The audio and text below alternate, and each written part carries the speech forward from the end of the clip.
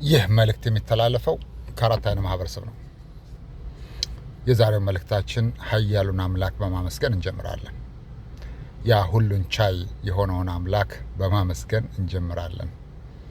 የነገሮችን ሁሉ ባለቤት፣ ለፍርዱ ምስክር የማይሻውን፣ በአይን የሚታይም በአይን የማይታይም ነገር የሚመለከት የሆነ አምላክ፣ የሚታዘብ የሆነን አምላክ በማመስገን እንጀምራለን። ኃያሉን አምላክ ካመሰገን በኋላ ወደ ዛሬው መልእክታችን ስንገባ በማስጠንቀቂያ ነው የምንገባው። በማስጠንቀቂያ ነው። ምክንያቱም ደግሞ ከባድ ነው። አንዳንድ ጊዜ ይሄ ሳይንስና ቴክኖሎጂ ትውልድ የፈጣሪን ኃያልነት ወይም ፈጣሪ ምን እንደሆነ አያውቅም፣ እውቀቱ የለውም። በይበልጥ እንደኛ አይነት ፈጣሪ መርጦ ጸጋ የሰጣቸው ሰዎች ወልዮችን ቀድራቸውንም ሆነ አቅማቸውን ቫሊያቸውን አያውቅም።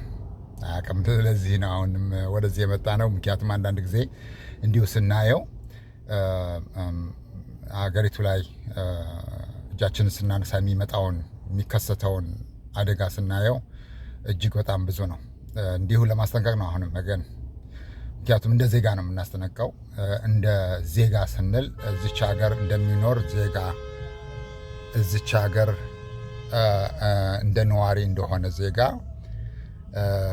እንደ ማህበረሰብ እናስጠነቅቃለን። we just don't want you to say, oh, it was not our receipt. When the receipt arrive, it means for what you did, for what you done, for all that your expense when it arrive. We don't want you to say, I didn't know this, and we didn't know. We didn't do it. We just don't want you to say. That's why, because when the receipt arrives, there is only one way. It has to be paid.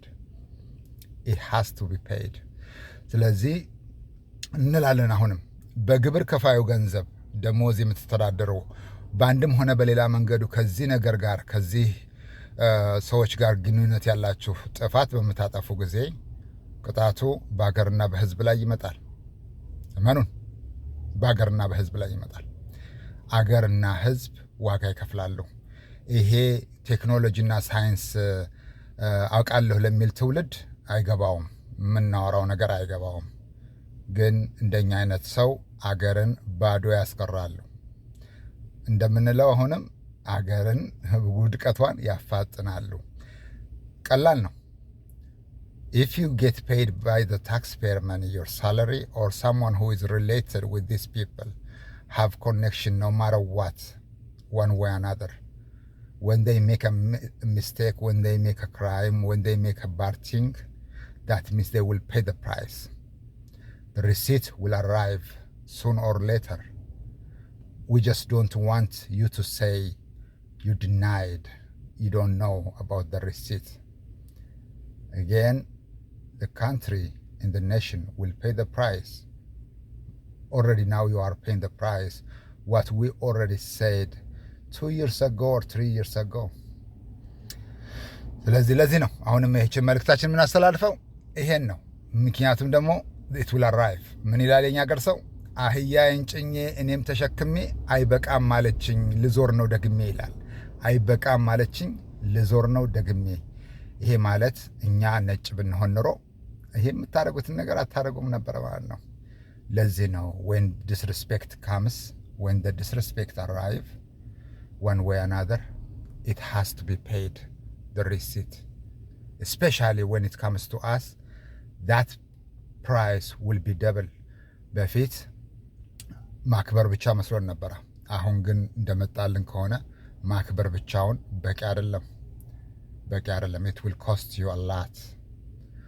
ለዚህ ነው ይህ መልእክት የሚተላለፈው ከአራት አይነ ማህበረሰብ ነው። የፈጣሪ ባሪያዎች ሁሌም ቢሆን አምላካቸው ነው ያላቸው። አምላካቸው ማለት እሱ ጠበቃቸው ነው፣ እሱ ዳኛቸው ነው። ያ ማለት እሱ በእነሱ ቦታ ሆኖ አጸፋውን ይወስዳል ማለት ነው። he will take a revenge, he will take a retaliation. You don't have a power for that to defend yourself.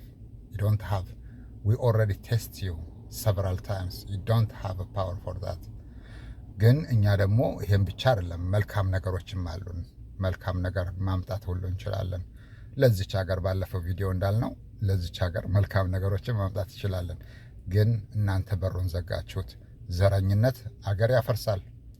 ሬሲዝም will destroy a nation, will destroy a country. Thank you so much.